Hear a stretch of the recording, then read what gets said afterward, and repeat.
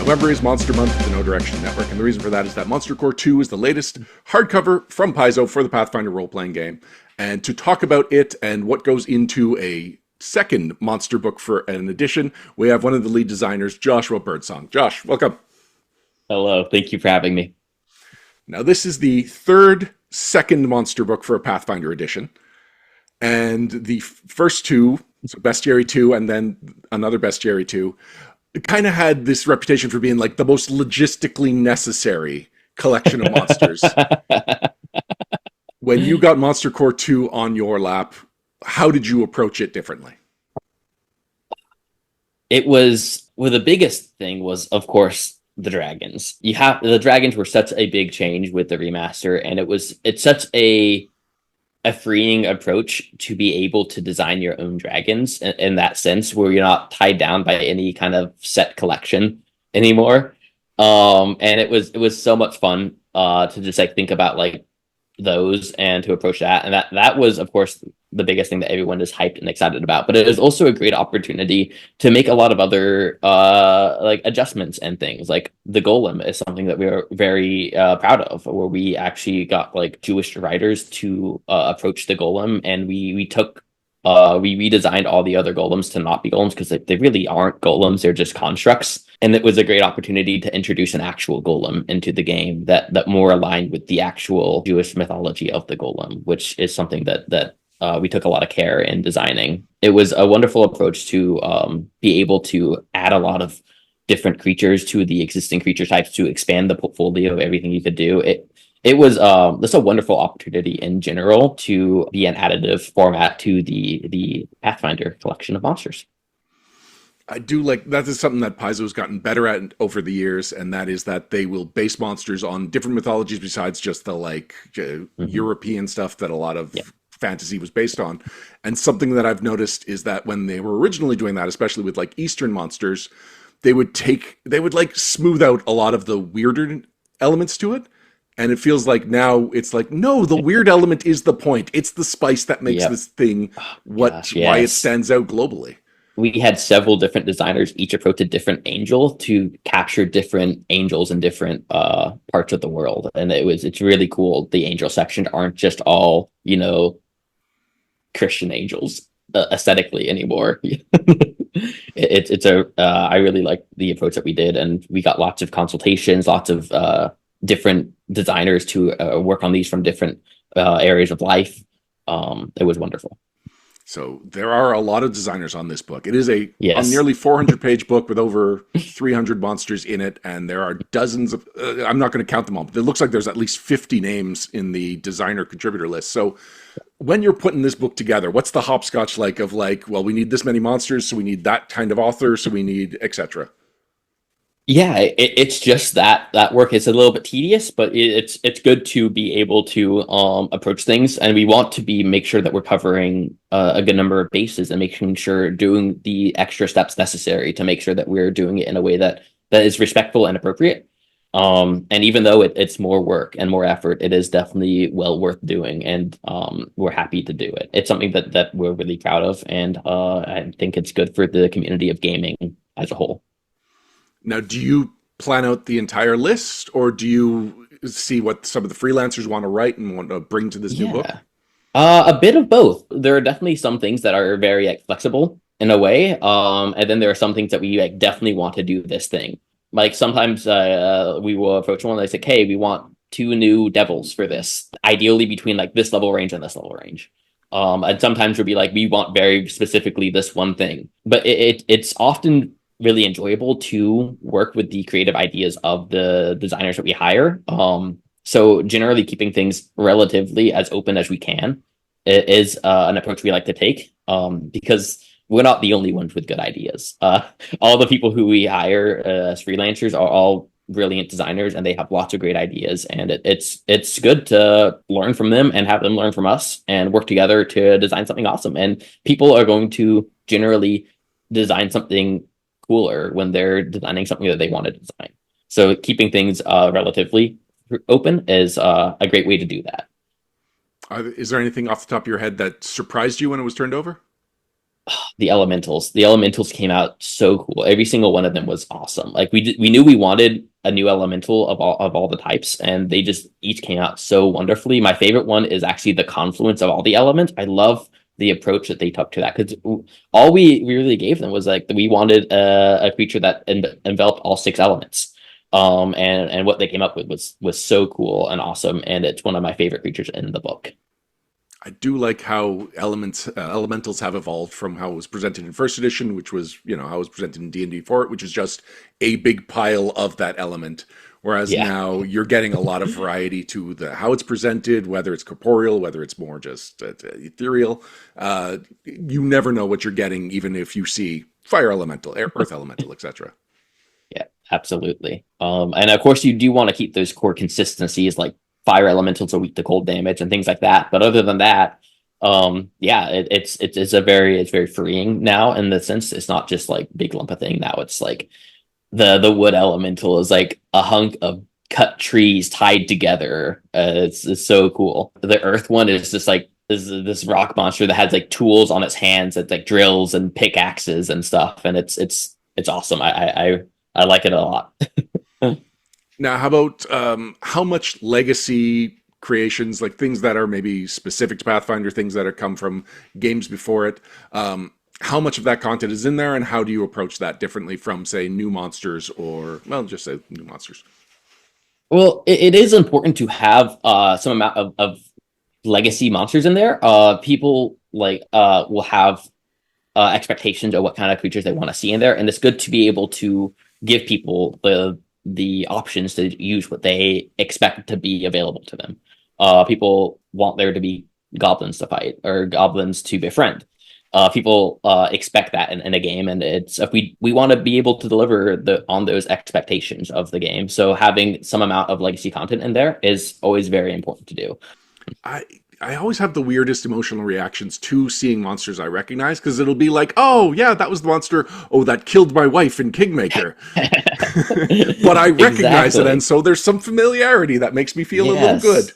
Exactly. Like you want to be able to fight the things that you expect to be able to fight. You want to see the dragon in the cave. You want to fight the dire wolf on the mountain. These are things that people want to see, they expect to see, and it's really fun and satisfying to be able to fight those things that you always imagined that you're fighting. Making up monsters out of nowhere is fun. But this is a fantasy game, and there are lots of tropes that people want to play into, and it's good to be able to provide something for everybody. Let's talk about naming conventions. When does a monster need something like the Tickbalang, which I hear that, I have no idea what to expect, versus the Skull Peeler, where I hear that, and there's one very specific thing that I can expect from it.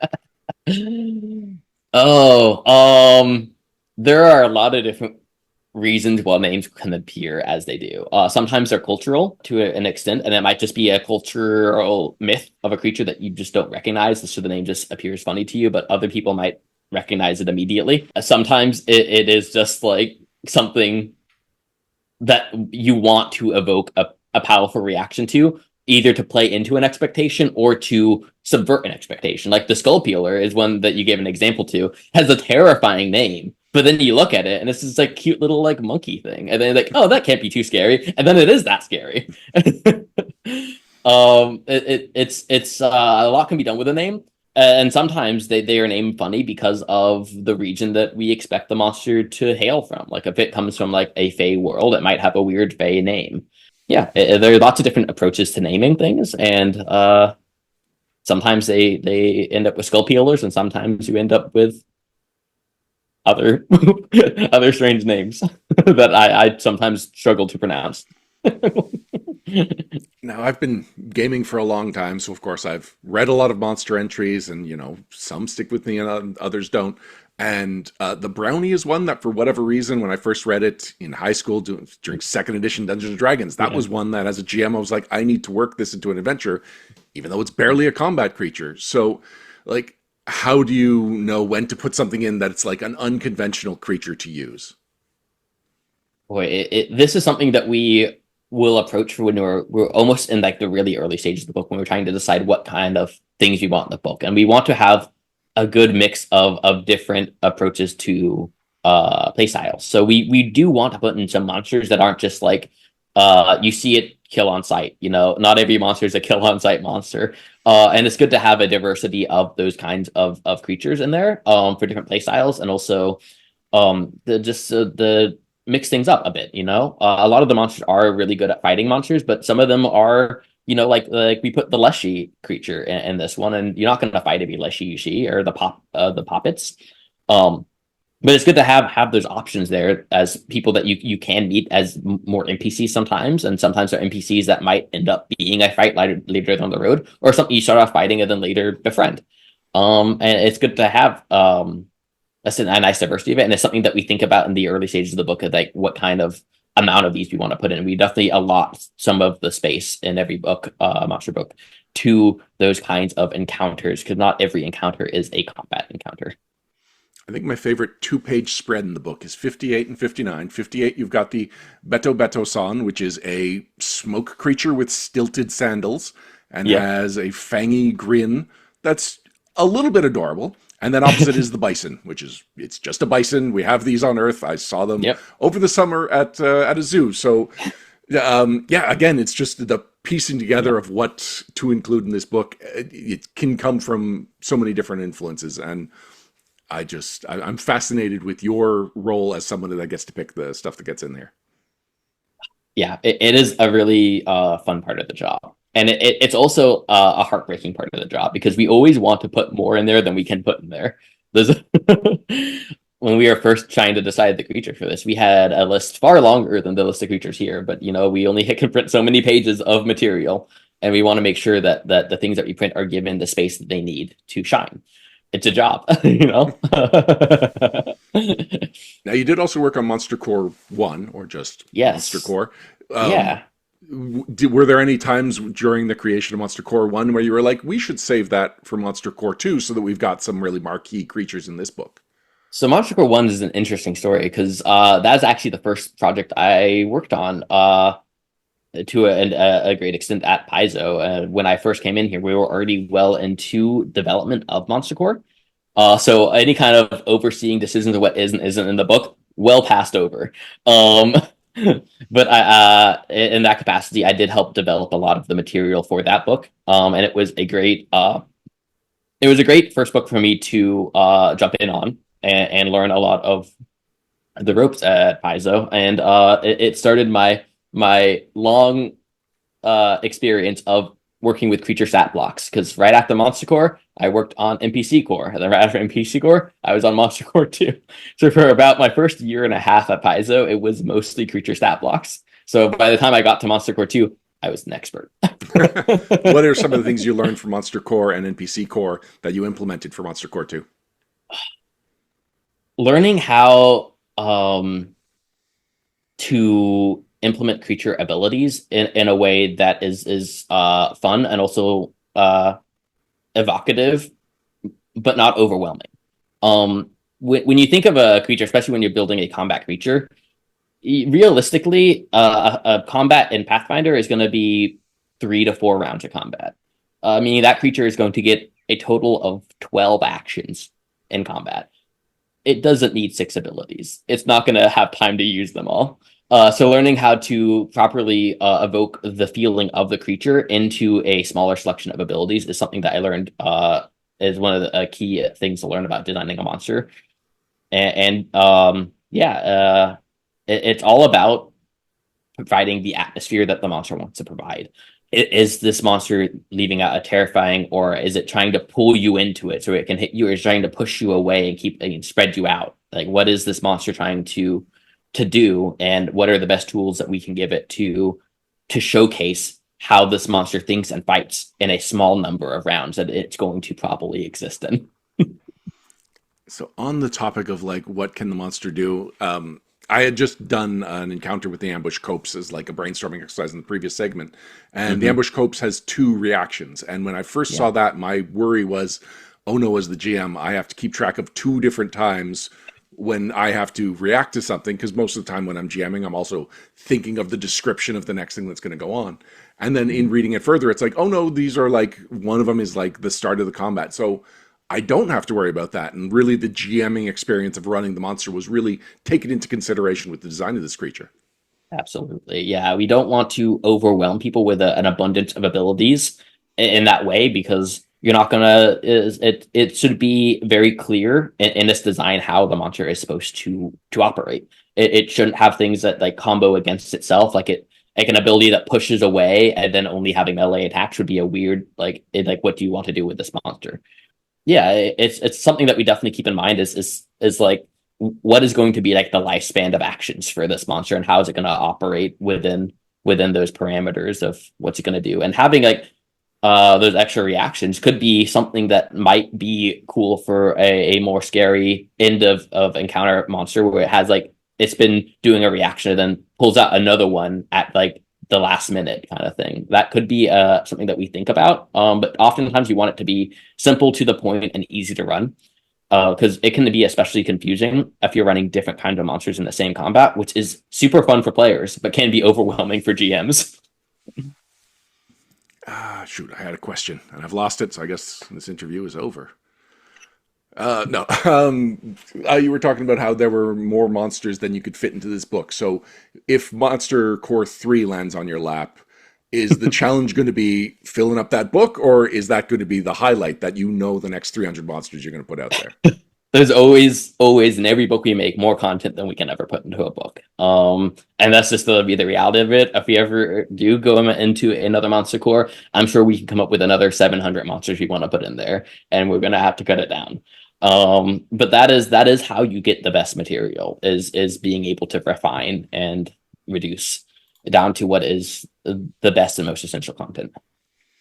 I remember what I was going to ask. So I am in the minority that misses alignments, especially as a GM, because just having a 2-letter summary of the motivation of that monster was one of the greatest tools, and it's gone now. So what are some of the like shorthands that I should look for as a GM to know just by looking at a stat block how, like, what motivates it, how to use it, when to put it in? In a way that was really freeing, but it was also I think very restrictive in a sense. I think any monster has the potential to some extent to do actions that people would perceive as evil, or do actions that people would perceive as good. And a monster can be motivated by anything you want it to be motivated by. There isn't necessarily, I mean, you could look for the holy and unholy tag would be something if you want something like fighting on the side of the lower regions or the higher regions of the heavens or the hells. That's always a good way to look at it. You could just go with traditionally what things used to be, like undead are bad, angels are good. Dragons can be all over the place. Now there can be good dragons and bad dragons of the same type. They aren't necessarily like born evil or born good anymore, which has always been, I think, personally, a weird concept to be aligned at birth in that way. If you want the dragon to be an evil dragon, it can be an evil dragon. If you want the dragon to be a friend to the people, to your players, then it can be. Let's talk about art. Okay. Now, of course, some of this art is reused because some of these are familiar creatures, and the art still works, still fits the Pathfinder vibe. But how much do you enjoy doing art orders for monsters, and like how do you approach it? Oh, it's really fun. Art orders are one of my favorite things to do. It can be tedious at times because we often do them all at once we have the monsters picked out. But it is very, very fun to do them. And it's so fun to be able to start getting the orders back in, because a little bit of time had passed, and sometimes you forget what you wrote it, and you get like an image, and it's like, oh, that's so cool, and then you realize that that's the thing that you ordered. It's like when you order a thing and it takes like months to deliver, and then you deliver and it's like, oh, I don't remember getting this, and you get a little present in the mail. Yeah, it's a ton of fun. And you approach every monster very differently. Like like some things are going to be relatively familiar to you, but other times you're creating something entirely new, and it just becomes, how do I describe this monster as best I can in like 2 to 3 sentences? which can be a challenge, but it's a really it's a fun challenge on learning how to be very descriptive in a very short amount of words, which is something we do a lot of Paizo. And what about layout? Like every page is dense with information, with art, with the Yes. sidebar, and it's got that Mhm. unique layout. I don't know, what are some of the logistic challenges that laying out a perfect monster page presents? Oh boy, there's a lovely process called copy fit, which is of course we have formatting that we do ahead of time to make sure that when we start formatting it, it kind of starts in an all right position, but it becomes it is a wonderful little game of little additions, little subtractions that make things perfectly fit on a page. Generally, we have the art there already, so we know how much space the art is taking up. We throw in the words and the text and the formatting, and then it's gonna be matching up the word count to perfectly fill in the page, either by adding or subtracting little things to it. And it is a fun process. I think it's fun. It's like a puzzle challenge with words. Have you ever had like a death by a thousand tweaks where it's like, oh, we've got to cut this ability. Oh, but now it's got to be a lower creature level. Oh no, and now that means etc.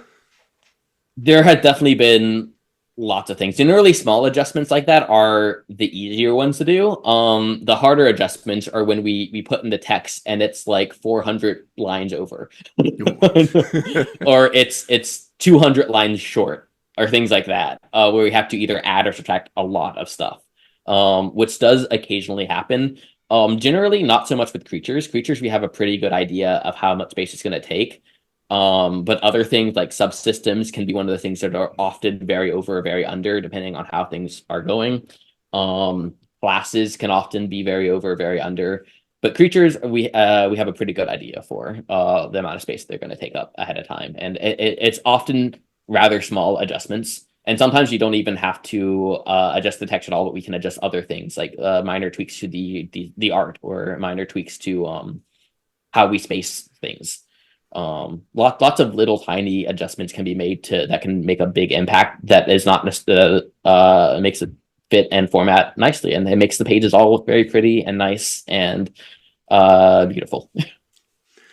All right, so to wrap things up, let's say you've got some GMs that are on the fence. They've got Monster Core 1, they've got NPC Core, and they're asking Yes. themselves, is Monster Core 2 for me, for my gaming group? What can you tell them to get excited that, yes, they need to get themselves Monster Core 2? You absolutely need to get Monster Core 2. It has so many cool monsters in it. Like 300 monsters seems like a lot, right? But imagine 300 more. You have so many options, so many things to choose from. You can, and just for the dragons alone, it is so cool. Oh my gosh! Like the we have a phase dragon that's like teleporting all over the place and teleporting the players. The rune dragon setting up traps on the battlefield everywhere. It's a great time. It's super cool, and you should definitely get it. Yeah, get the book. It's great. All right, and this has been a great time. Thank you so much for sharing your thoughts and what went into Monster Core 2. I've had this book for about a month now, and I'm very excited about it, and I think that a lot of people, once they get their hands on it, will be excited as well. That's awesome. Thank you for joining me for another episode of No Direction. If you'd like to know more about the products that we put out, the podcast and the blogs, you can check out nodirectionpodcast.com. And if you want to support the channel, you can go to patreon.com/nodirection. Until next time, I'm Ryan Costello, and if you want to find the path, you need no direction.